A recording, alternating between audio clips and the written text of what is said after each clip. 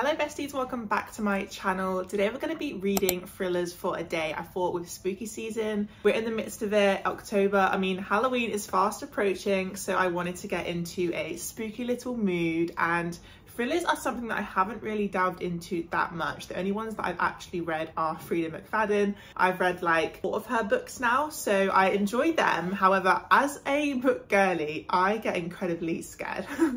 I can't watch horror films. When I read thrillers, they do scare me. So I'm going out of my depth here, stepping outside of my comfort zone, and we're gonna read. I have lined up 3 books on my Kindle. So these are The Guest List by Lucy Foley, Before You Go by Joanne Ryan, and then Let Me In by Claire McGowan. So obviously I'm only reading it for today. It's currently like 10 AM now, but I know, especially reading on my Kindle, I read about 150 pages an hour. So I know that I can get through the 3 of them. I've plotted today out, so I have no plans, no uni work, anything. So I'm excited to get into these, and I think I'm gonna start with The Guest List because that really intrigues me. They're apparently following this famous wedding that's happening on this island off the coast of Ireland, and something weird is gonna happen. So that's all I kind of know. We're gonna start this now.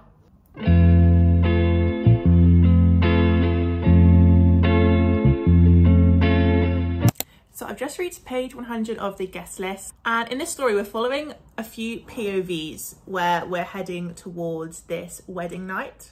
And what makes it really interesting, I think that's really grasped me, is that we have a now and before timeline. So we're kind of switching between the build up to the wedding and then a few scenes from what's happening, like the mystery unveiling in a way. But overall, I'm quite liking the writing style already. It's obviously super fast paced, which is what you want for a thriller horror type of book.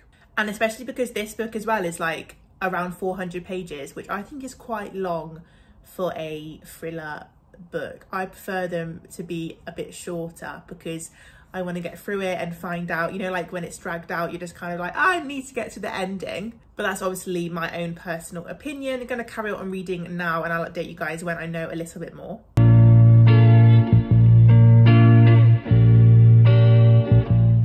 Also, I seriously hate our character Jules in this. She's the one that's getting married, but she's so jarring, and I hope she dies.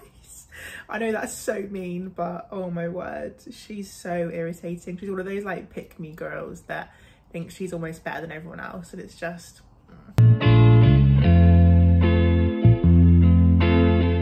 So I've just gotten to page 242 of The Guest List, and I'm finding it really nice. All the characters have this like huge history. Like a lot of them went to this weird boarding school together. We've got some that are married and some, yeah, it's just all interconnected in a way. And they also keep hinting to an accident that happened while the boys were all in boarding school together. So I need to know what happened, because it's giving that eerie like posh school ritual kind of vibe that, to me, that's what I'm kind of getting from it. I wouldn't necessarily say I'm like scared or creeped out. It's actually kind of giving me like cozy vibes. I don't know why. And yeah, it's quite fun to read because of all the drama that's popping up and happening. People getting drunk and secrets being let out. I would also recommend to check the trigger warnings for this book, because there is a topic in here, a few topics that may be triggering to some people. I'm obviously okay, but yeah, definitely check it out, because I wouldn't want anyone to go into it not knowing. An absolute plot twist has just happened, and I cannot believe it, and it makes me feel extremely sick. If you've read this, you know probably what I'm talking about. Oh my word. I kind of had an inkling, but I didn't actually put like 2 and 2 together. I'm actually in shock right now. On page 307 now, and my thoughts are still the same, like not really creeping me out or scaring me. It's giving like the cozy TV drama murder mystery vibe, and I'm digging it. It's kind of right up my street, if I'm being honest. Oh my god, guys, I actually cannot comprehend the drama that is happening in this book. It's actually crazy. I've only got like 40 or so pages left, but the build up at the end is so good, and wow. So I've just finished The Guest List by Lucy Foley, and I love this book, if I'm being honest. Like the mystery element, I was only able to guess one thing, which I think is so good. I love being blindsided as a reader, and I hate knowing exactly what's going to happen. I feel like you need to have the suspense and it not be too obvious, but also the story and the ending all linked together. It wasn't outlandish. Like sometimes when I've read Freida McFadden, the ending is like, did she just make this up so people wouldn't guess it? But like there were so many twists and turns in the last 20% and it was just fantastic. So I mentioned before how the book is probably longer than other thrillers that I've read so far. However, I think because of the multiple POVs and how fast-paced and changing the story was, I've actually like flown through it and it felt so much shorter than it actually was. So on a 4.5 star for this book, because it's not my usual genre, so I'm still not sure kind of my rating system, but I definitely loved it. And there are definitely other thrillers that I've read that I didn't like as much as this one, so it's definitely sitting at a 4.5. May change in the future, but that's where we're sitting now. I'm now gonna have some lunch quickly. First book of the day is finished, so happy about that. And then we're gonna pick up our next book, which I think is gonna be Let Me In. So yes, I'll see you guys when I start that one.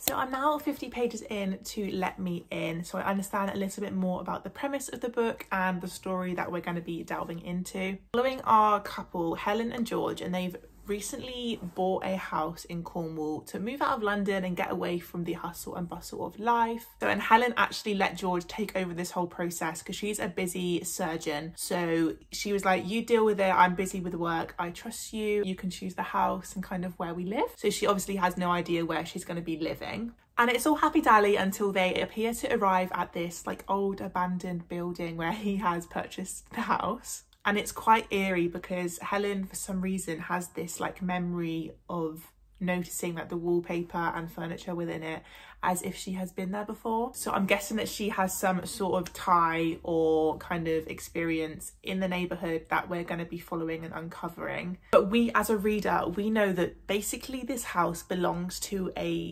someone that's been convicted of murder like 20-30 years ago. And her husband George actually already knew this because he is a writer, so he wanted to move there and to write about the story. So I think we're going to be also following him uncovering it as well, so that could be really fun aspect too.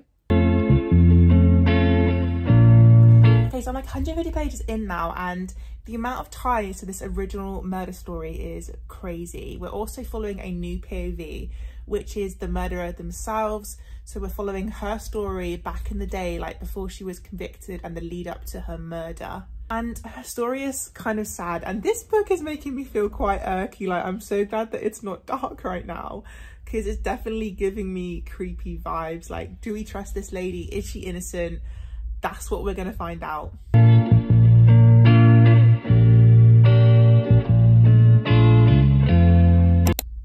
Now, it's just like plot twist after plot twist, but this book, I've kind of been able to guess everything that happened so far. Like maybe because I've read like one thriller today already, I'm like a detective. Like maybe I just know the answers to everything and no one can get any secrets past me. But like, is it a plot twist if I guess the plot twist?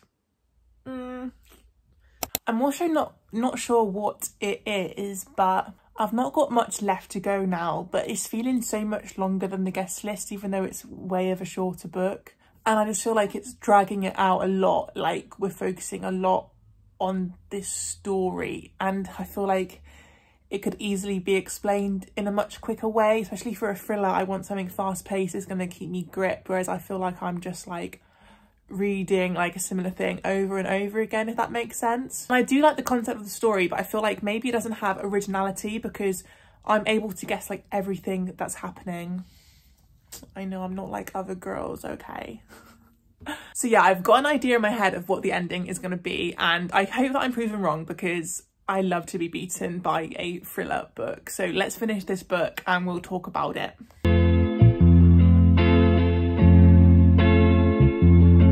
Okay, so I've just finished Let Me In, so let me just delve into my thoughts a little bit about this book. I thought it was okay, like meh. I'm not a thriller expert, obviously. I'm still kind of learning what I like and don't like within them. However, I definitely know that I didn't like it nearly as much as the guest list, which I've just read today. So ratings wise, it probably would be lower. However, I was definitely more creeped out about this one. But I think anything that's based within a house, I find automatically creepier, and yeah.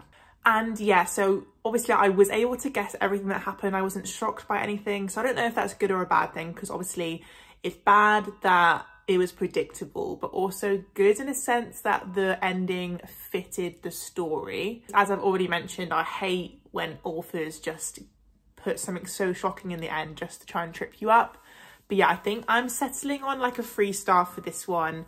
I think I'll let it sit, but it's definitely around that 3-star area for me. So what I'm going to do now, I'm going to take a little break for a few hours because I've just read 2 books already. So it's about 4 p.m. now, and I'll see you guys this evening. It'll be a little bit darker. Maybe I'll read the next one in bed to see if it makes me a little bit more scared.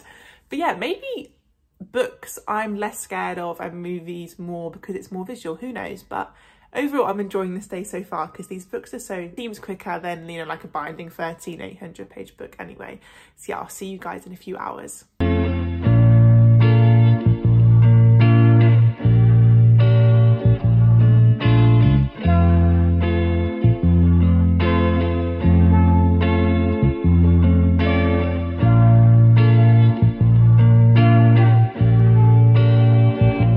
As you guys can see, it's nighttime now. It's like, what time is it? It's 8:30 in the evening. So I've just been chilling, making dinner, all the good stuff, and I've just started Alone in the Dark by Claire McGowan. So I'm like 60 pages in now. So I'm just gonna let you guys know what I know so far. So we're following our main character, Abby, and she's basically running one morning and witnesses a hit and run accident. The man is like dead when she goes over to him. So she runs like down the street to call the police. But when she gets back, the policeman is already there. And he said that when he arrived at the scene, the body was no longer. So obviously this policeman thinks that Abby was like hallucinating or just like making up a story, like The Boy Who Cried Wolf in a way. So it's quite an interesting premise, and I'm excited to see where it goes, and seems a little bit creepy.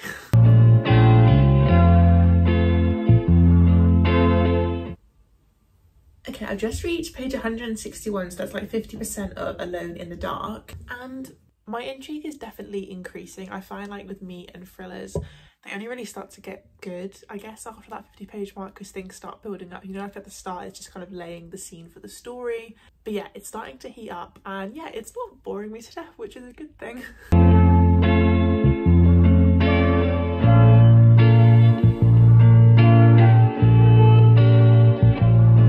Guys, I don't think I'm enjoying it. It's like, it's not really suspenseful at all.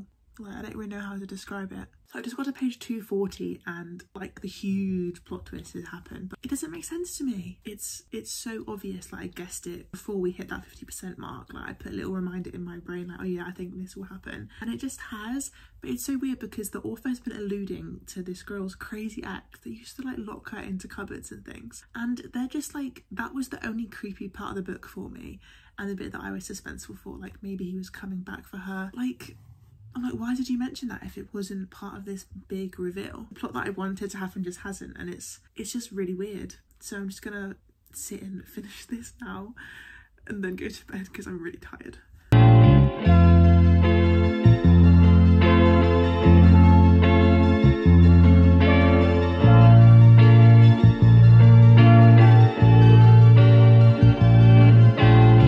Okay, so your girlie's just finished Alone in the Dark. I didn't like it at all.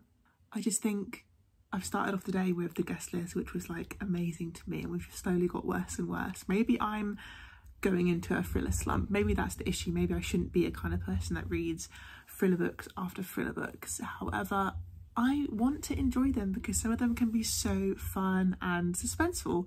But yeah, when it's predictable, it just did not really make sense. It was a bit random. It was obvious who the, you know, bad people were. I think I'm going to give this one honestly 2.5 stars, and that's probably me being nice. Who knows, when I actually update it on like Goodreads and stuff, it'll probably be a 2, because obviously you can't do 0.5 ratings, but it's definitely not a 3-star for me. And yeah, I honestly cannot wait to pick up a fluffy romance or a fantasy book now, because I'm done with thrillers for at least a few days.